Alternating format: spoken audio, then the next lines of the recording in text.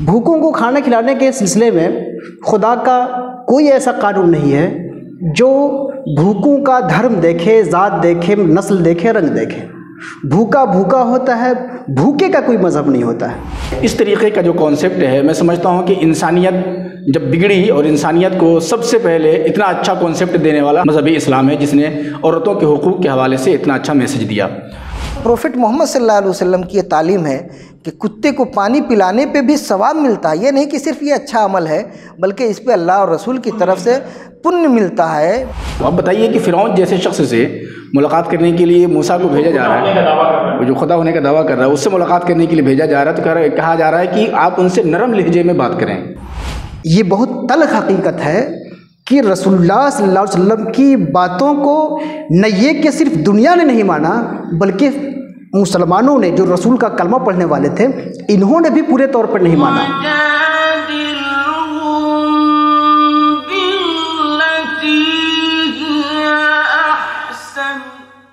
नाज़रीन, अस्सलामु अलैकुम वरहमतुल्लाहि वबरकातुहू। मैं आपका मेज़बान मोहम्मद अहमद। मेरे साथ स्टूडियो में आज बातचीत के लिए मौजूद हैं तीन अहम मेहमान।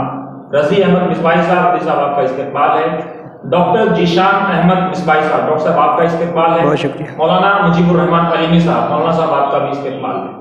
नाज़रीन, आज हम बात करेंगे, बहुत अहम मौजू है, मानवता के हितों की रक्षा क्यों और कैसे। ये टॉपिक अपने आप में काफी महत्वपूर्ण है। जिस टॉपिक की जितनी गहराई में जाया जाए, उतनी ही इसकी परतें खुलती चली जाएंगी।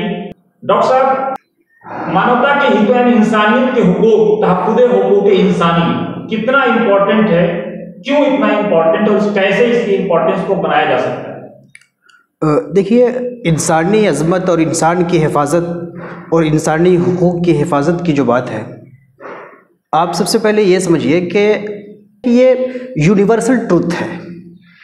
इंसान इस कायनात का, इस यूनिवर्स का सबसे महत्वपूर्ण और सबसे अजीम मखलूक है।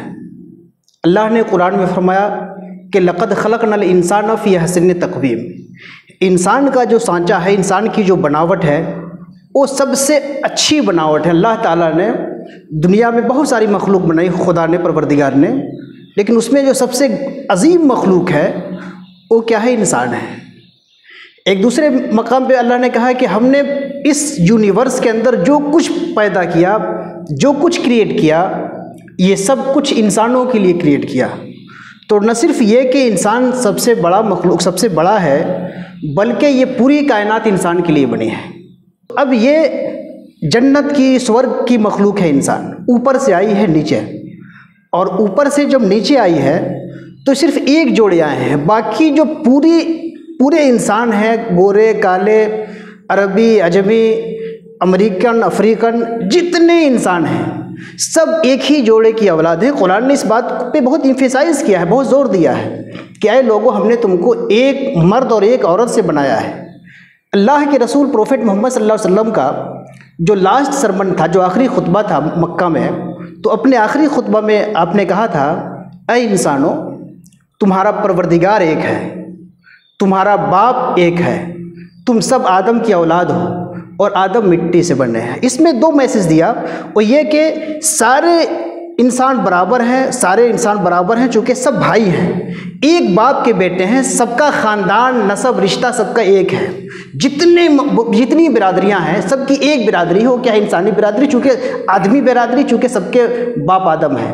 अब ऐसी सूरत में जब सारे इंसान बराबर हो गए और ये इंसान पूरे यूनिवर्स से ऊपर हो गया, और इतना ऊपर हुआ कि न सिर्फ ये कि ऊपर हुआ, बल्कि जन्नत से आया हुआ मखलूक है ये। अब ऐसी सूरत में इसकी अजमत, इसकी बरतरी, इसकी बुजुर्गी, इसके रेस्पेक्ट के बारे में मज़ीद कुछ ज़्यादा हमें गौर करने की ज़रूरत नहीं है। इस पर हम आगे बात करेंगे। मुजीबुर रहमान अलीमी साहब, कुरान कहता है कि कोई कौम किसी कौम का मजाक न उड़ाए, और तुलसी जी कहते हैं कि तुलसी मीठे वचन से सुख उपजे चहुओर, वसीकरण एक मंत्र है, तजदे वचन कठोर। क्या कहेंगे आप? मीठी गुफ्तगू और नरम गुफ्तगू की बड़ी अहमियत है। दिलों को जीतना, दिलों में मोहब्बत पैदा करना इंसानियत के एहतराम का हिस्सा है। जब हम मानवता का एहतराम करेंगे तो पूरी दुनिया में खुशहाली आएगी, लोग खुश रहेंगे, लोगों के अंदर अपनायत, मोहब्बत, यकजहती, एक दूसरे का दर्द दुख उठाने का जज्बा पैदा होगा। तो बहुत ज़रूरी चीज़ है कि हम अपनी गुफ्तार में मिठास पैदा करें, हम अपने किरदार में नरमी पैदा करें, मोहब्बत पैदा करें। तो ये तो इंसानियत के हुकूक़ के लिए, मानवता के हिफाजत के लिए ये बुनियादी चीज़ है। तो बुनियादी चीज़ ज़बान है और प्रोफेट मोहम्मद सल्लल्लाहु अलैहि वसल्लम ने इस हवाले से बहुत ही अच्छा मैसेज दिया है। आप सल्लल्लाहु अलैहि वसल्लम फरमाते हैं, अल मुस्लिमो मन सलिमन नास मिन लिसानिही व यदिही, कि मुसलमान वही है, सच्चा मुसलमान वही है जिसकी ज़बान से और जिसके हाथ से पूरी इंसानियत को भलाई पहुँचे, सलामती पहुँचे और सुख पहुँचे। तो ये मैसेज है, इस मैसेज पे हम सबको ज़रूर अमल करना चाहिए। मानवता की जब हितों की रक्षा आती है रदी साहब, तो उसमें बेटियों के राइट्स को लेकर के काफी बात होती है। इस्लाम से पहले जो कुरान का जो कंसेप्ट है कि बेटियों को जिंदा करके दफना दिया जाता था, आप क्या कहेंगे? इस्लाम ने किस तरह से बेटियों के मकाम को ऊंचा किया और औरतों को एक रिस्पेक्टफुल जिंदगी जीने के लिए माहौल प्रोवाइड कर रहा है? औरतों के हुकूक के हवाले से जब बात होती है तो सबसे पहले हमें ये देखना चाहिए कि जिस पस मंज़र में कुरान नाजिल हुआ और जिन हालात में कुरान नाजिल हुआ और इस्लामी अहकाम या इस्लाम का जो कानून था वो लागू किया गया, तो वहाँ हमें पता चलता है कि पूरी दुनिया में उस वक्त में औरतों के हवाले से, औरतों के हुकूक के हवाले से कोई कॉन्सेप्ट था ही नहीं। अब ऐसे माहौल में आप सोचें कि जहाँ औरतों को कुछ भी हक़ न दिया जा रहा हो, वहाँ इस्लाम ने आकर के ये कहा कि औरत अगर माँ है तो उसके कदम के नीचे जन्नत है, औरत अगर बेटी है उसकी परवरिश करते हो तो उसकी वजह से तुम्हें जन्नत मिलेगी, औरत अगर बीवी है तो उसके साथ हुस्न सलूक करो, अच्छा सलूक करो, अच्छा व्यवहार करो कि वो तुम्हारी ज़िंदगी और तुम्हारी शरीक हयात है। इस तरीके का जो कॉन्सेप्ट है, मैं समझता हूँ कि इंसानियत जब बिगड़ी और इंसानियत को सबसे पहले इतना अच्छा कॉन्सेप्ट देने वाला हमारा ये मज़हबी इस्लाम है, जिसने औरतों के हुकूक के हवाले से इतना अच्छा मैसेज दिया। दूसरी एक बात ये कही जाती है कि औरतों को विरासत क्यों नहीं मिलती। भाई इसके हवाले से मैं कहना चाहूँगा वो ये कि प्रॉपर्टी में जो राइट्स हैं, ये सबसे पहले हमारे मज़हब ने ये कॉन्सेप्ट दिया कि बाप की जो प्रॉपर्टी है उससे भी बेटी को हक़ मिलना चाहिए, शौहर की जो प्रॉपर्टी है उससे भी बीवी को हक़ मिलना चाहिए, इसी तरीके से बेटे की प्रॉपर्टी से भी हक़ मिलना चाहिए। तो ये कॉन्सेप्ट सबसे पहले मज़हब इस्लाम ने दिया है। जिशान साहब, आज जब लॉकडाउन है तो इंसानों के हुकूक के लिए भूखों को खाना खिलाना भी एक बहुत अहम मुद्दा है। स्वामी विवेकानंद कहते हैं कि जो धर्म भूखे को अन्न ना दे सके, मैं उसे धर्म ही मानने को तैयार नहीं। इस हवाले से इस्लाम और दूसरी चीजों को किस तरह से आप देखते हैं? देखिए, ये बात बिल्कुल सही है कि जो भूखों को खाना ना खिलाए उसको आप किसी भी धर्म से नहीं जोड़ सकते। अतामहुम मिन जुई व आमनहुम मिन खौफ, ये खुदा है जिसने लोगों की भूख ख़त्म की और लोगों का खौफ ख़त्म किया। खुदा की जिन बड़ी सिफ़ात का, बड़ी खूबियों का कुरान में ज़िक्र है और जिन बड़ी खूबियों के ज़रिए खुदा को हम याद करते हैं, उनमें एक खूबी ये भी है कि हमारा खुदा भूखों को खिलाता है।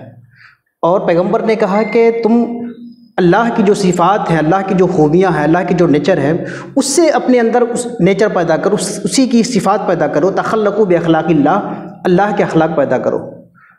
अल्लाह के जो अखलाक, अल्लाह की जो सिफ़ात है, उसका कुछ ना कुछ अपने अंदर मज़हर है, उसके अंदर उसका कुछ ना कुछ अक्स, अपने अंदर रिफ्लेक्शन कुछ ना कुछ पैदा करो। अब हम देखते हैं कि खुदा की सिफ़त यह है कि भूखों को खाना खिलाता है। भूखों को खाना खिलाने के सिलसिले में खुदा का कोई ऐसा कानून नहीं है जो भूखों का धर्म देखे, ज़ात देखे, नस्ल देखे, रंग देखे। भूखा भूखा होता है, भूखे का कोई मज़हब नहीं होता है। चाहे जिस धर्म का हो, जिस रंग का हो, भूखा भूखा है और खुदा उसको खाना खिलाता है। जब खुदा की सिफ़त यह है कि जब भूखे को खाना खिलाता है तो उसका रंग नस्ल नहीं देखता, तो बंदों का, जो खुदा के सही मानों में जो बंदे होने का दावा करती है, मजहबी लोग कौन हैं? मजहबी लोग वही हैं जिनका इस बात पे दावा है कि हम खुदा के सच्चे बंदे हैं, असली फॉलोवर हैं। आप असली फॉलोवर हैं, अच्छे सच्चे बंदे हैं। उसका तकाजा यह है कि जिस तरह अल्लाह ताला जो रोज़ी देता है, जो खाना देता है, ये भूखे का धर्म नहीं देखता। आप भी भूखे का धर्म न देखें। अगर आप भूखे का धर्म देख रहे हैं और धर्म देख देख करके लुकमा दे रहे हैं, खाना पेश कर रहे हैं, तो इसका मतलब यह है कि आप जिस खुदा का नाम ले रहे हैं उस खुदा के रास्ते पे चल ही नहीं रहे हैं। इसलिए विवेकानंद ने अगर कहा कि ऐसे लोग धार्मिक नहीं अधर्मी हैं, तो यकीनी तौर पे उनको हम अधर्मी ही कहेंगे, और वो धर्म को मानने को तैयार भी नहीं। और साथ ही साथ एक बहुत अहम चीज जो आपने कहा कि अताम खौफ वजू की जो बात आपने की, स्वामी जी का एक बड़ा अच्छा कोट है, वो कहते हैं कि भय से दुख पैदा होता है, भय से मानवता मरती है और भय से बुराई जन्म लेती है। जी मुजीब साहब, हम आप पर आएंगे। गांधी जी ने बड़ी अच्छी बात कही थी कि किसी देश की महानता और उसकी नैतिक उन्नति का अंदाजा हम वहां जानवरों के साथ होने वाले बर्ताव से लगा सकते हैं। यानी जानवरों के साथ जो देश अगर अच्छा व्यवहार करता है तो बदरजा औला वो इंसानों के साथ बेहतर व्यवहार करेगा। मानवता के हितों की रक्षा को किस तरह से आप गांधी जी के इस कोट से और किस तरह से आप समझाने की हमारे दर्शकों को कोशिश करेंगे? गांधी जी की बात से मैं इत्तेफाक करता हूं और बहुत अच्छी बात है ये कि जिस मुआशरे में, जिस सोसाइटी में, जिस समाज में जानवर भी महफूज ना हो, जानवर भी भूख से मर रहा हो, तड़प रहा हो, तो उस सोसाइटी में ये अंदाज़ा लगाया जा सकता है कि इंसान भी भूखे मर रहे होंगे और उनके साथ भी अदल व इंसाफ नहीं हो रहा हो। तो ये एक सिंबल है, जानने के लिए एक चीज़ है कि मुआशरे को, समाज को हम इसके ज़रिए से जान सकते हैं। प्रोफेट मोहम्मद सल्लल्लाहु अलैहि वसल्लम के पास उनके एक अनुयायी आते हैं और अर्ज़ करते हैं, या रसूल अल्लाह, मैं रास्ते से आ रहा था तो मैंने एक कुत्ते को देखा कि प्यास की शिद्दत से तड़प रहा था, तो मैंने अपना साफ़ा खोला। पहले अरब के लोग बड़ा साफ़ा, लंबा साफ़ा बांधते थे। साफ़ा यानी जिसको पगड़ी कहते हैं हम हिंदुस्तानी ज़बान में, तो वो साफ़ा बहुत लंबा होता था। तो उस साफ़े को उन्होंने खोला। उसके बाद पहले लोग जो खुफ पहनते थे, जिसको मोज़ा हम कहते हैं अपनी ज़बान में, वो चमड़े का मोज़ा होता था। तो चमड़े का मोज़ा ये अरब के लोग पहनते थे। उस मोज़े को निकाला और उस साफ़े में यानी पगड़ी में बांधा और उसके बाद एक कुएं से पानी निकाला और उस कुत्ते को पानी पिला दिया। कुत्ते को पानी पिलाया, कुत्ता सैराब हो गया और शुक्र के अंदाज में अपने मोहब्बत से दुम हिलाता हुआ वो अपनी राह चला गया। मोहम्मद सल्लल्लाहु अलैहि वसल्लम के अनुयायी आते हैं, आपके पास अर्ज़ करते हैं कि या रसूल अल्लाह, मैंने ये काम किया, क्या मुझको इसका सवाब मिलेगा? आप सल्लल्लाहु अलैहि वसल्लम इरशाद फरमाते हैं कि बेशक इसका सवाब मिलेगा। तो ये प्रोफेट मोहम्मद सल्लल्लाहु अलैहि वसल्लम की ये तालीम है कि कुत्ते को पानी पिलाने पे भी सवाब मिलता है। ये नहीं कि सिर्फ ये अच्छा अमल है, बल्कि इस पे अल्लाह और रसूल की तरफ से पुण्य मिलता है, भलाई का बदला मिलता है। तो अच्छे समाज, सच्चे समाज की यही पहचान है कि वहाँ जानवरों की भी हिफाजत की जाए और जानवरों से ज़्यादा इंसान अशरफ है, बेहतर है, एहतराम के लायक है, तो इंसान का भी एहतराम किया जाए। आज आपने देखा होगा कि रजी साहब, सोसाइटी में प्रेम का भाव कम हो रहा है। कुछ लोग ऐसे हैं जो हेट स्पीचेस या हेट चीजें फैलाने की कोशिश कर रहे हैं। स्वामी विवेकानंद कहते हैं कि जो दूसरों से घृणा करता है वो स्वयं पतित हुए बिना नहीं रह सकता है। और गांधी जी कहते हैं कि मोहब्बत ये बहादुरों की पहचान, ये कायरों की पहचान नहीं है। बहादुर जो होगा वही मोहब्बत है। इस्लाम और कुरान और इंसानियत को इस तनाजुर में कैसे आप देखते हैं? स्वामी विवेकानंद या गांधी जी ने जो बात कही है बिल्कुल सही बात की है। और जब हम इसके हवाले से कुरान देखते हैं और अपने नबी प्रोफेट मोहम्मद सल्लल्लाहु अलैहि वसल्लम की बायोग्राफ़ी देखते हैं तो हमें बेशुमार मौक़े पर ये देखने को मिलता है कि अल्लाह के नबी सल्लल्लाहु अलैहि वसल्लम ने अपने मानने वालों से कहा कि जब तुम किसी से मिलो तो प्यार से मिलो, मोहब्बत से मिलो, अपनी ज़बान अच्छी रखो या दूसरों से प्यार और मोहब्बत के साथ बातें किया करो। और इस पर जो इस्लाम का एक बहुत बड़ा तबक़ा जिसको सूफ़ी कहते हैं, सूफ़ियों के यहाँ अगर आप जाएँ तो वो हर एक से बड़ी मोहब्बत और बड़े खुलूस और बड़े प्यार से मिलते हैं। तो गांधी जी का कॉन्सेप्ट हो या स्वामी विवेकानंद का कॉन्सेप्ट हो, ये बड़े लोग हैं तो बड़े लोगों का कॉन्सेप्ट बिल्कुल वही है जो हमारे प्रोफेट मोहम्मद सल्लल्लाहु अलैहि वसल्लम का कॉन्सेप्ट है, जो हमारे नबी सल्लल्लाहु अलैहि वसल्लम का तसव्वुर है। हमारे नबी ने फरमाया और ख़ुद कुरान उसके बारे में वाज़ेह इशारा करता है, कौलन लय्यिना, कि जबकि तुम किसी से बात करो तो मतलब नरम लहजे में बात करो और नरम बात करो। सबसे बड़े दुश्मन से भी मिलने जाओ तो बहुत नरम से। हाँ, अब बताइए कि फ़िरौन जैसे शख्स से मुलाकात करने के लिए मूसा को भेजा जा रहा है, वो जो खुदा होने का दावा कर रहा है, उससे मुलाकात करने के लिए भेजा जा रहा है, तो कहा जा रहा है कि आप उनसे नरम लहजे में बात करें, अच्छे और नरमी से बात करें। तो इससे हमें पता चलता है कि जब तक हम अपने माशरे में, अपनी सोसाइटी में नरम लहजे का फैलाव नहीं करेंगे, नरमी का फैलाव नहीं करेंगे, मोहब्बत का बर्ताव नहीं करेंगे, हमारा माशरा डेवलप नहीं कर सकता। जिशान साहब, 1948 में यूनाइटेड नेशन की जनरल असेंबली ने जिस डिक्लेरेशन को अडॉप्ट किया था उसे इंसानी हुकूक के तहफ़्फ़ुज़ के नाम से जाना जाता है। दो तरह की बातें हैं कि कुछ लोग कहते हैं कि ये जो है डिक्लेरेशन 360 भाषाओं में ट्रांसलेटेड है और कुछ लोग कहते हैं कि ये 500 भाषाओं में ट्रांसलेटेड है, यानी दुनिया के सबसे ज्यादा भाषाओं में इस डिक्लेरेशन को ट्रांसलेट किया गया। यूनाइटेड नेशन जिस तरह से एक चीज को प्रोजेक्ट कर रहा है दुनिया के सामने, और उसका जो पहला शेर वो कहता है कि सभी इंसान पैदाइशी तौर पर बराबर हैं, आजाद हैं और उनकी इज्जत और उनकी जो राइट्स हैं वो बराबर है। इस्लाम इस परिप्रेक्ष्य में क्या कहता है?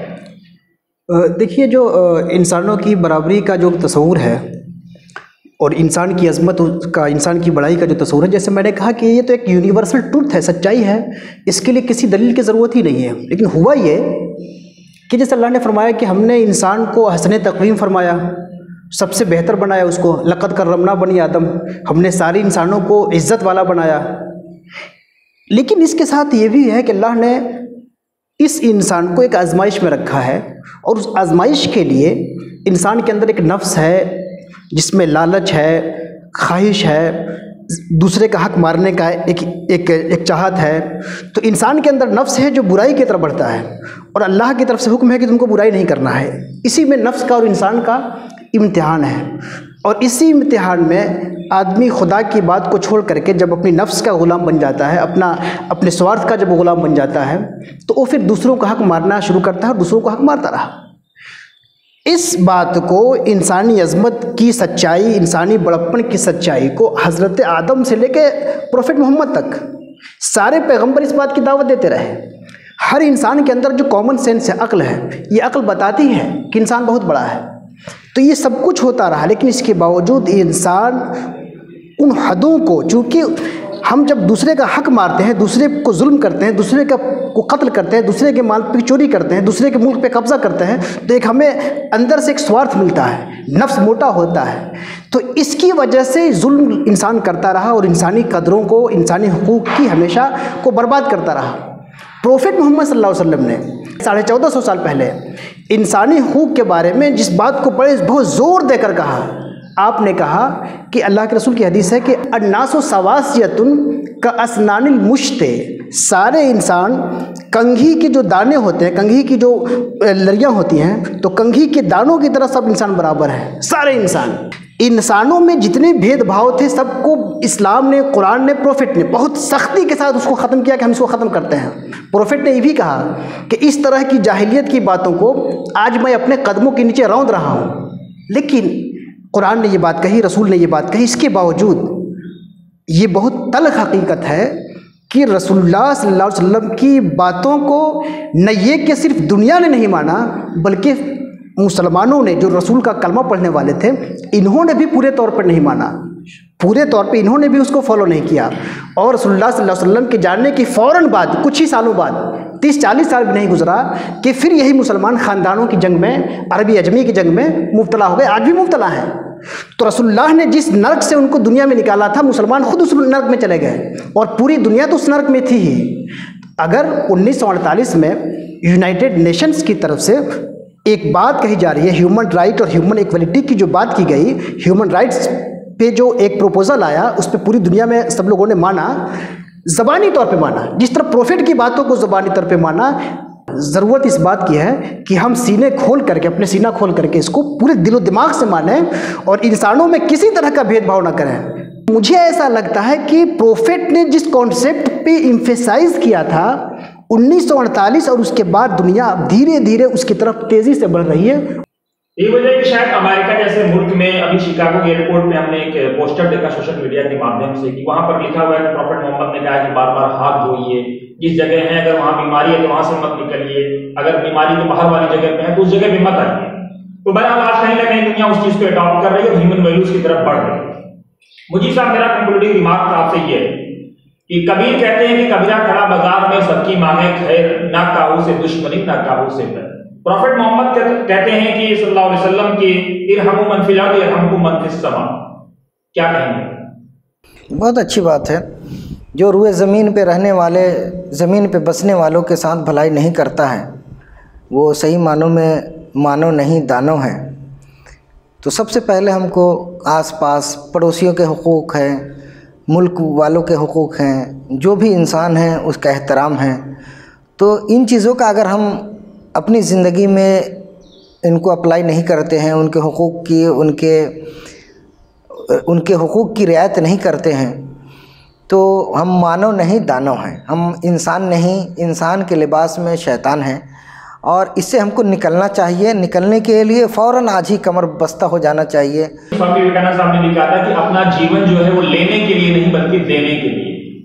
कंक्लूडिंग रिमार्क मोदी साहब आपसे मेरा ये है कि अल्लाह के रसूल सल्लल्लाहु अलैहि वसल्लम ने बिल्कुल कुरान में इस बात को फोकस किया है कि अगर आपको किसी के घर में जाना हो तो पहले अनुमति ले लो, सलाम कर लो, यानी उस पर सलामती भेज दो, उसके लिए दुआ करो, उसके बाद जाओ। लेकिन आज हम देखते हैं कि इस तरह की चीजें एकदम खत्म होती जा रही हैं कि हम एक दूसरे के राइट्स को तो वायलेट कर ही रहे हैं, साथ ही साथ उनके घरों में बेदखल चले जाते हैं, कोई परमिशन नहीं। आप देखें कि हमारे नबी सल्लल्लाहु अलैहि वसल्लम ने इरशाद फरमाया कि जब तुम किसी से मिलो तो कलाम से पहले सलाम करो।